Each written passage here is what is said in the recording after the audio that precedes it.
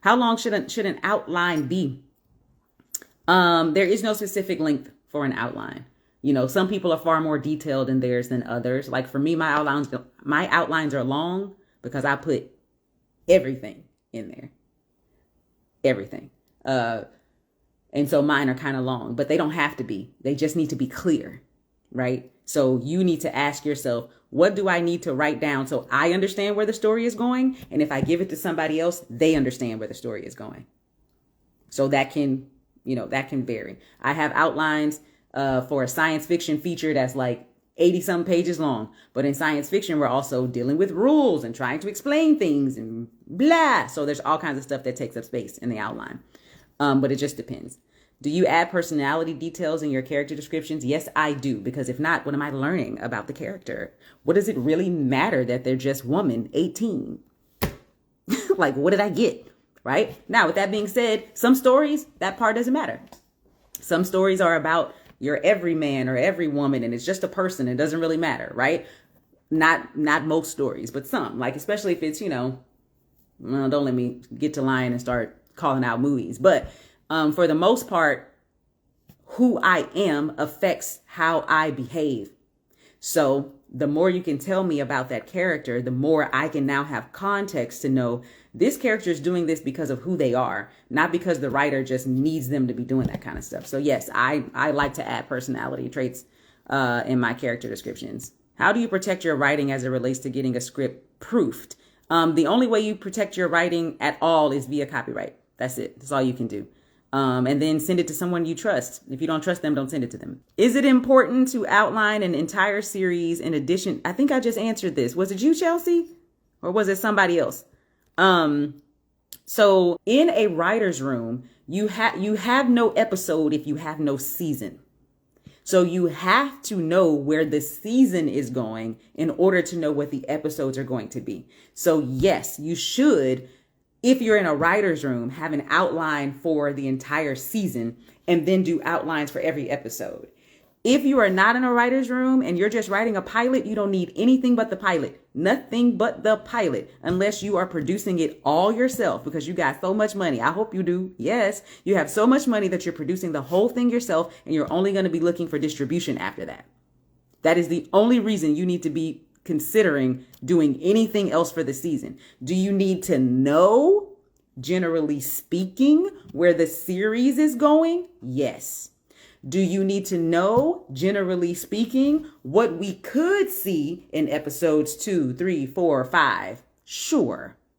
Do you need outlines of every single episode and of the entire season? No. You only need a pilot to sell it.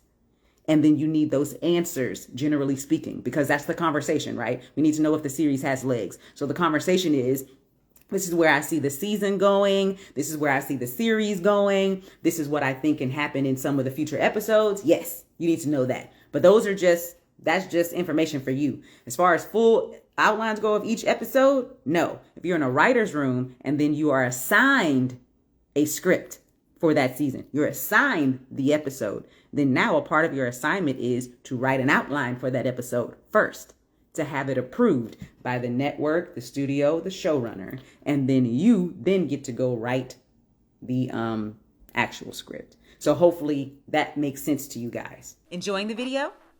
Got a story to tell? Let the professional pen take you from idea to story in our online screenwriting course at awriterforyourwriter.com. Ready to write your own movie or TV show?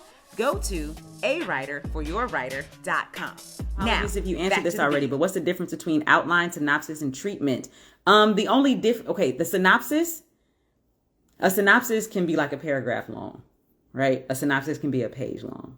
A treatment is your entire screenplay in prose. The entire thing, beginning, middle, and end. Every single thing that happens in prose. An outline is an expanded version of your beat sheet, which says, hey, this is what my story is, but not in screenplay form. So some people do outlines, some people do treatments because they're the same, they're just formatted differently. Outlines, sometimes people send me treatments and call them outlines, right? But the difference for me in an outline is that I can see that each scene is visible. right? Each scene has a paragraph. Here is my scene heading. Here is what happens in this scene. Here's my scene heading. Here's what happens in this scene, so that you can connect the whole thing, right? How dense your paragraphs are up to you. I think I've shown some people my outlines before, and I can't do it on live because it's on my phone, and I don't think you can share the screen and all that kind of stuff. But that's the difference. So also the difference is a synopsis is something that people request from you so they can know if they want to bother to read the screenplay. A treatment is used as a pitch document, also to see if people want to buy the idea or if they want to bother to read your screenplay. Outlines are a part of your screenplay writing process, right? So you're not going to submit an outline to someone to say, hey, will you buy this screenplay? You're going to submit them a treatment if they ask for one. I personally don't write treatments. I think they're a waste of time, but some people ask for them, so write them, right? Outlines are more so you as a writer are at home writing your own thing, and you want to make sure you know where your story is going before you start writing the script, right? So that's how you can utilize an outline. Also, if you're on a staff or if you are doing a work for hire, that means the idea is being given to you. It's not your own idea. Here's the idea for this screenplay.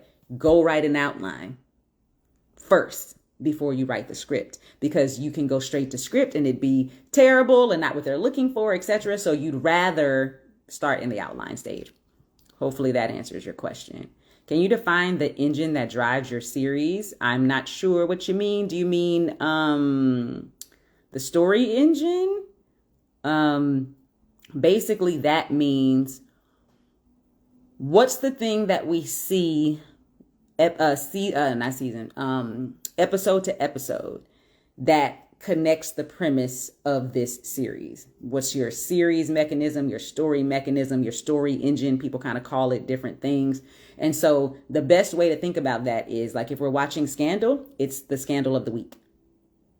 Every single episode, there's a new scandal. And now they're going to try to fix it. That's what the mechanism is. If it's This Is Us, every episode is going to center around the trauma of one of the big three and how that affects them, or one of their parents, present, past, and future. Every single episode, which is a little bit different from anthology. If it's episodic anthology, sometimes it's season anthology, right? Season anthology is like, what's the thing? It's in my mind, American Horror or something, right? Whatever that show is. That's season anthology. So that just means new characters, new location, or maybe same actors or whatever, right? But it still has that foundation of whatever the horror is in that kind of world, right?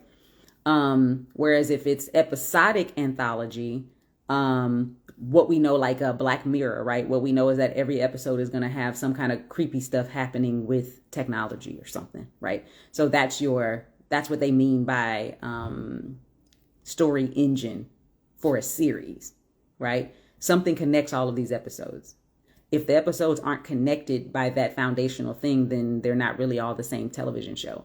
Can you imagine if you were watching a show and one episode was like Martin, one episode was like Fresh Prince of Bel-Air, one episode was like Living Single, and one episode was like The Cosby Show? You would be asking yourself, what the F is this show about? Right? You wouldn't really know what to expect every time you show up. And when it comes to television, we like the comfortability of knowing what we're going to get. We know that in each episode, Claire and Cliff are going to teach some kind of moral something to their children in a funny way. We're coming because that's what we want, right? Because we understand it's been set up for us that way. If a client gives you an idea for a script, but you are the creative force behind the character's plot and storyline, who is responsible for getting the script copywritten? If the client has the idea, but they basically hire someone else to write it, the person who has the idea is the person who gets the copyright for the idea. And then that person hires a writer. That's what producers are doing all over the world every single day. And those producers own the copyright because it's their idea.